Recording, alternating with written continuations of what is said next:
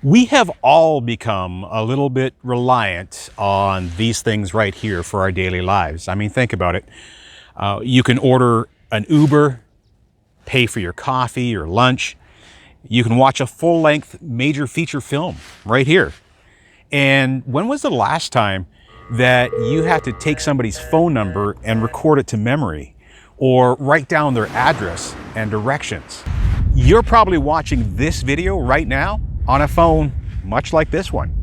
Because of how intertwined our lives have become with our phones, we even try to mount them to our motorcycles, but with limited success.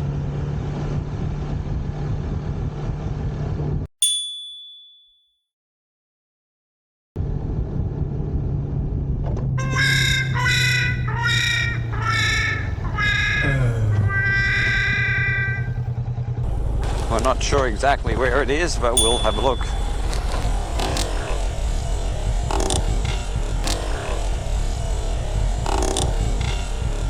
As you can see there, it's really not so good. She's buggered. I'm Rod, and this is Rod Rides and Wrenches. And for years, I reluctantly carried a phone when I was on my motorcycle. It was just for emergencies. When I threw my leg over my bike, I was definitively out of reach and preferred it that way. Now, I stayed true to leaving my phone alone while I rode for many years. That was until I heard this wonderful voice. Police reported ahead. But since that time, I have been looking for ways to integrate my favorite cell phone traffic app with my motorcycling experience. One of the things I've been struggling with, though, is the idea of mounting my cell phone on my handlebars or anywhere else exposed on the bike.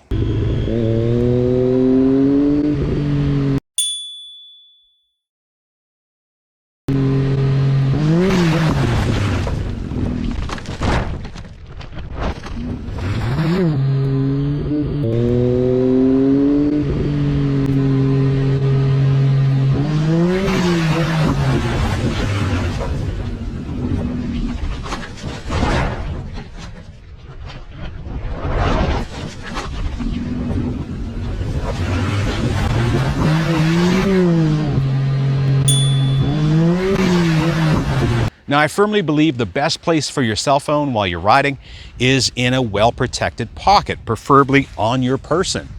And this way, if I become separated from my bike for some unforeseen reason, as long as I'm conscious, I have it at my disposal. Most new phones will send an SOS call and a GPS beacon if they detect a crash. If you mount your cell phone on top of your bike, it's exposed to the weather, the elements, the road, and anything that can get thrown at it. In the event of a crash, it may not be in the best of shape, providing you can even find it when you need it most.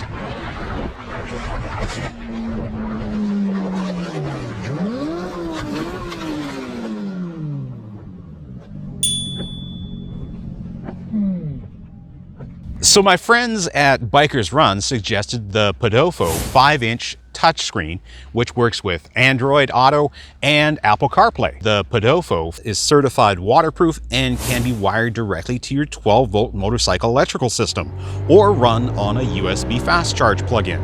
It's made for motorcycles, ATVs, boats, and side-by-sides. The screen mimics what's on your phone through Apple CarPlay or Android Auto, and it communicates to your phone via Wi-Fi or Bluetooth.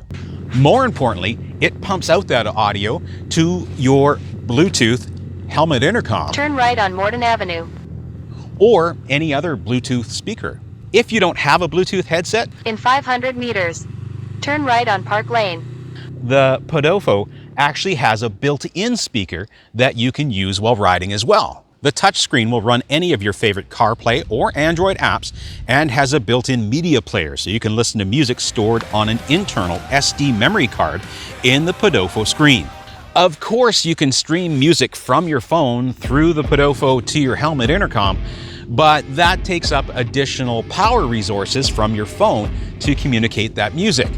So one of the advantages of having internal memory is that you can listen to your favorite music without having to prematurely drain the battery on your phone. The Podofo internal memory card can store music, videos, your favorite movie, and that way wherever you ride, you have your own built-in drive-in theater ready to go.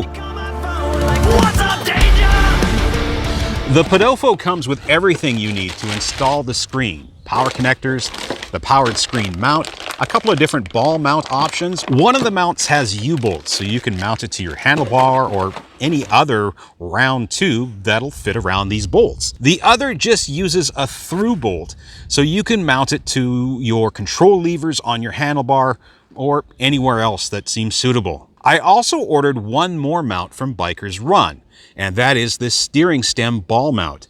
This way I can mount my Podofo between my handlebars where it fits neatly and is easy to use and see while riding. Before installing the Podofo on the bike, I wanted to get the system working and synced with my phone and helmet intercom. Group intercom. Intercom pairing. Second mobile phone pairing. GPS pairing.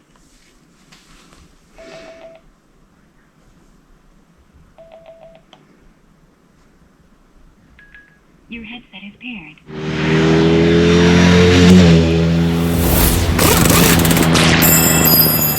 The next step to install my Podofo screen was getting power from the bike as conveniently as possible. Now, I already mentioned that you can just wire it directly to your bike's battery or a fused ignition source, but since I own and ride more than one bike, I want my Podofo screen to move with me. I decided to install a motorcycle power point on my Honda VFR 1200 to start with. These DIN power point sockets are the same ones that you'll find as standard equipment on BMW, Triumph, Rubbish. and Ducati motorcycles, but are not often or typically found on Japanese bikes. So along with the ball mount, I spent a few more dollars on some DIN PowerPoint receptacles for my bike. And while I was on their website, I also found this USB quick charger, which will go into my DIN power socket. I can plug my Podofo into one of the USB charge ports, and there's a second one that I can use to charge my phone or for any other USB charging I need done while riding down the road. In addition, the USB charge port also has an LCD display voltmeter. If you own a Honda VFR or any motorcycle, although a Honda in particular, you may want to keep an eye on the amount of power that your stator and regulator rectifier are actually putting out. Or rather, not putting out in the middle of a trip on the side of the road where your bike isn't starting. Anyway, all these additional accessories were less than $100 Canadian, and I was happy to get all of them plus the Podofo from one place so I can install and power the screen the way I want. On my VFR 1200, I had this fused power lead on reserve from an accessory plug under the left fairing. I've already installed my heated grips on another line from this plug, and if you want more details about this factory accessory plug on the VFR 1200, you can watch this video where I installed my heated grips and explain how I found it in the factory wiring schematic, the pigtail I searched all over for and found, so I could just plug into the harness and play as it were. Like I said, it's all in my earlier video, so you can watch it after this video is finished if you have nothing better to do. So when it comes to soldering two wires together, I have a technique that I've shown on a couple of other videos, and just going to demonstrate that here. What we're doing is we're going to take our two wires and open up the phrase on them a little bit, and we're going to put our two wires together and then basically interlock them and twist them together. So in twisting these together, it reduces the amount of resistance between the wires, but more importantly is you don't have any nasty points or lumps or anything like that after you solder that can work its way through any insulation.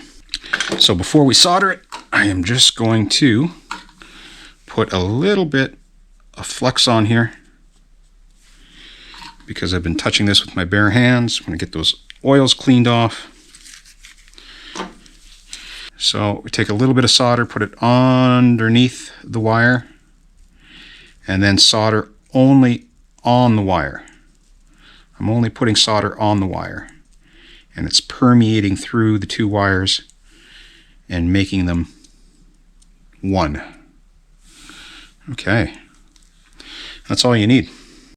The power on this part of the motorcycle wiring harness that I'm using is live all the time, meaning that it's not tied to the ignition switch. This way I can also easily use my MotoPower Junior pulse charger and battery tender just by plugging it into the socket when the bike's not in use. It's more convenient and easier to get at to charge and maintain the battery. Having a power supply not tied to the ignition switch on the bike is okay in this application since that USB charge port and voltmeter that I bought has a power switch integrated into it. So I can turn the Podofo on and off from there or just use its own power switch located on the top left of the device. I take a little extra care wiring, always soldering and never being satisfied with just a crimp connection. I use shrink tube insulation and then electrical tape. The main wires I'm using were spares from some other accessory kit and were left over in my toolbox, so I didn't have to make a completely from scratch wiring harness. Installing the power socket meant that I had to make a hole in the fairing though, and finding a spot that's both accessible, functional, and doesn't interfere with anything else can be a little challenging, but once located there's nothing left to do but get drilling. First with a pilot hole and then with a step drill bit, which you can also get from Biker's Run.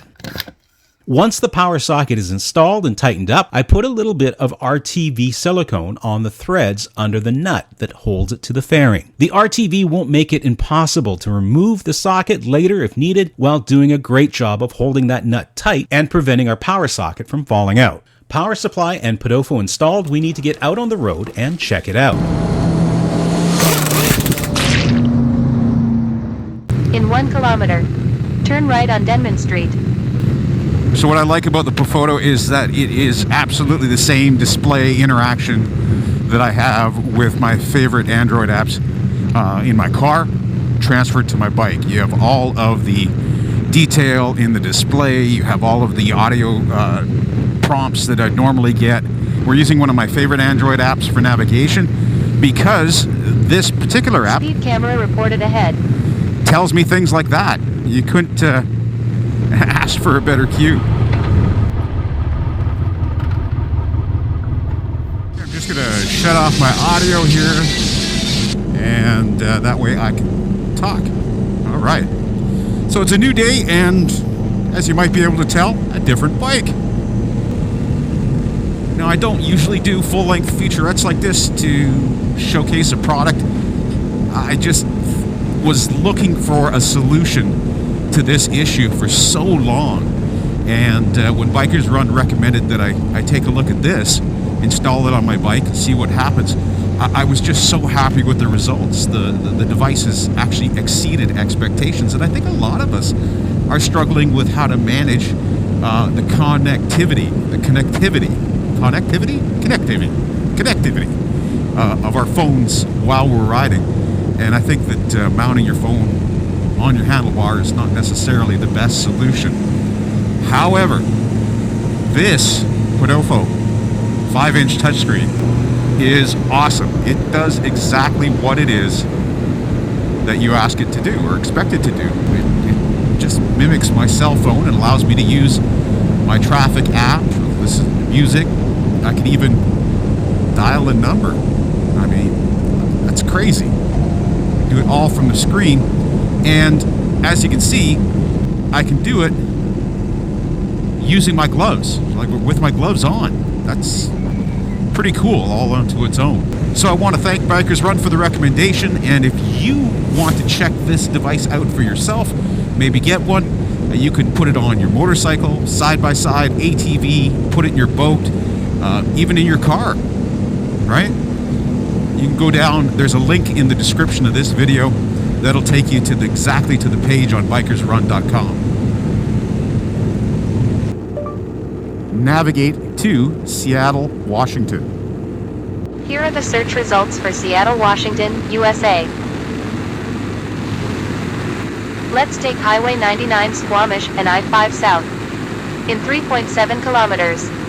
Turn right on Highway 99. Well, time to head to Seattle. We'll skedaddle to Seattle. Check it out at the link in the description and enjoy your next ride fully connected without jeopardizing your phone. Remember to use your new device responsibly, take care, and be sure to ride safe.